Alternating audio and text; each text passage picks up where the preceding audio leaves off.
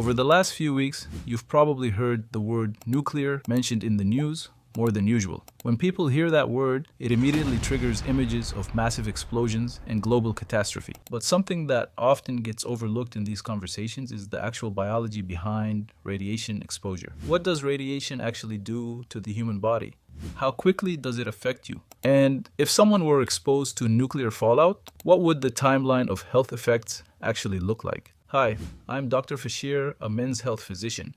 And in this video, we're going to break down what nuclear radiation does to the body from a medical perspective. We'll talk about what happens in the first minutes after exposure, what symptoms can appear in the first few days, and what the long-term health risks may be. And toward the end, we'll also discuss what basic protective steps public health agencies recommend if someone were ever exposed to radioactive fallout. Because despite how frightening the word nuclear sounds, understanding the science behind radiation actually makes the situation much easier to understand. Let's start with the basics. Radiation exists in many forms in our everyday lives. Medical imaging, natural background radiation from the Earth, and even airplane travel all expose us to very small amounts of radiation. But nuclear radiation from a nuclear explosion or reactor accident is different because it involves very high levels of ionizing radiation.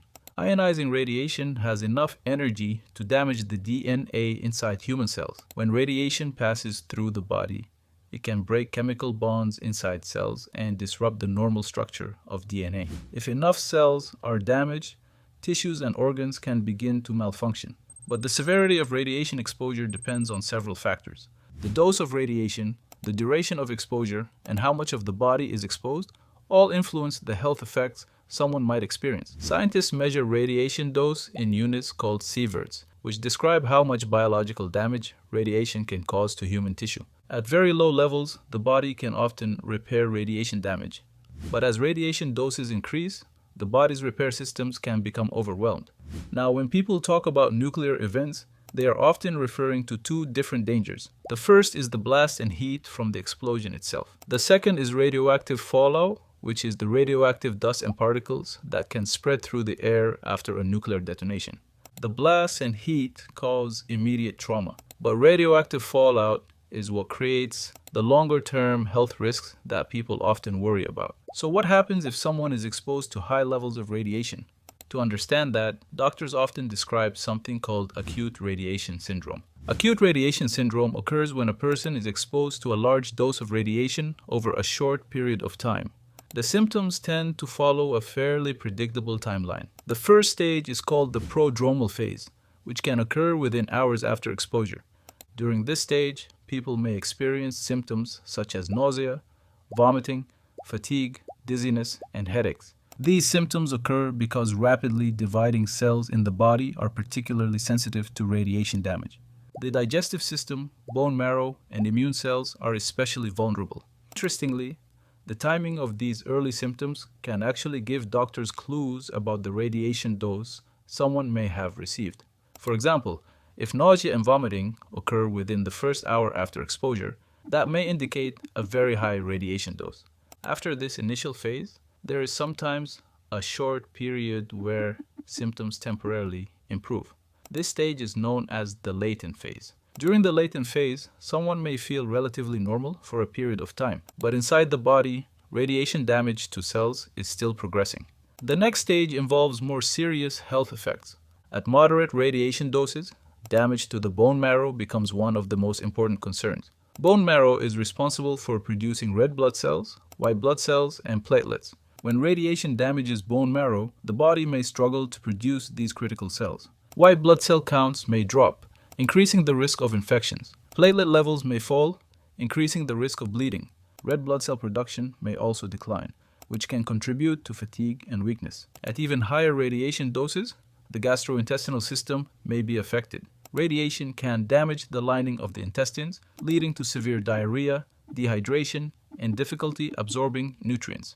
In extremely high radiation exposures, damage to the central nervous system can occur, which may lead to confusion, loss of coordination, seizures, and eventually loss of consciousness. Fortunately, exposures at those extreme levels are relatively rare and usually occur only very close to the source of radiation. Now, before we continue, if you're finding this kind of science-based explanation helpful, take a moment to subscribe to the channel. It really helps support the channel and allows me to keep making more educational videos like this. All right, let's continue. Another important concept to understand is fallout. Radioactive fallout consists of particles that rise into the atmosphere after a nuclear explosion and then gradually fall back down to the ground.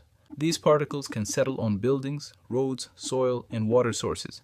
The danger of fallout comes from the radiation emitted by these particles. Public health agencies like the CDC and the World Health Organization emphasize that the first 24 hours after fallout are usually the most dangerous, because radiation levels tend to be highest during that initial period. Over time, radiation levels gradually decrease as radioactive materials decay. One of the most effective protective measures in this situation is surprisingly simple: distance and shielding.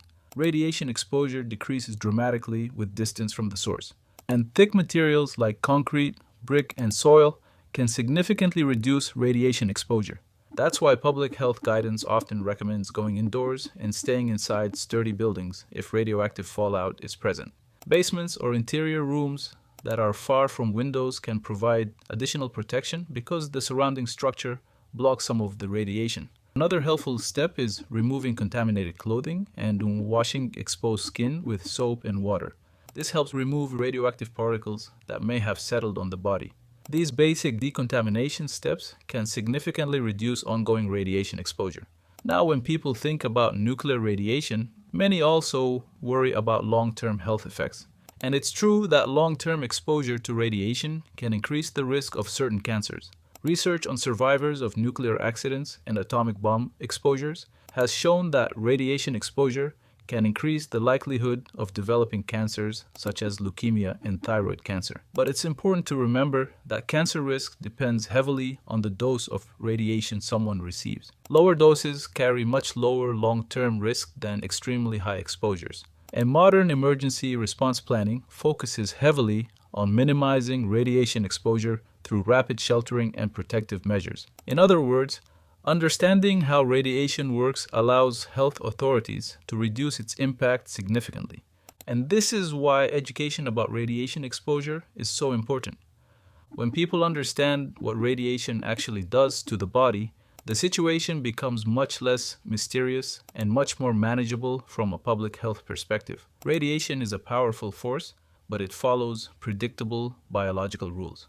And those rules allow scientists, physicians, and public health experts to develop strategies to reduce its health effects. If you found this video helpful, hit like and subscribe so you don't miss future videos where we break down complex health topics in a clear and practical way. And I'm curious, when you hear the word radiation in the news, what questions come to mind first?